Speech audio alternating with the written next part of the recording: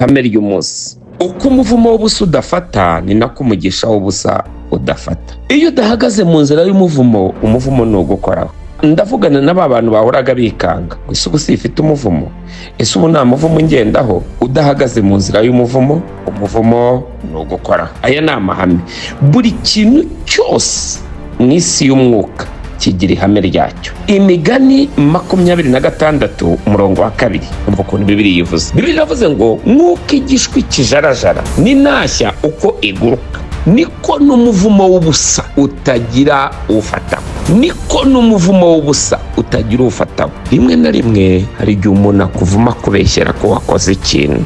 Ntuzigere wikanga utunze umutima utagucira urubanza.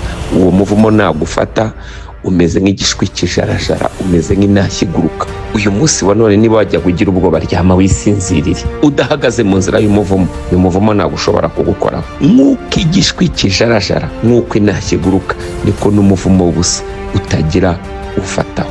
Hari abantu bamwe muhura ugasanga yakutse umutima, yewe runaka yaramvumye, ndabizi neza afite umuvumo. Uyu munsi wa none iki cyanditswe kiguhumuriza, ntiwongere kugira ubwoba. Ariko nkubwire, niba uzi neza ko uhagaze mu nzira y'umuvumo, ibyo bavuga byose wabikoze, nubwo batakuvuma, umuvumo ni automatique. Shoje nkubwira ngo ibukuriwe biri mu bigize amahame.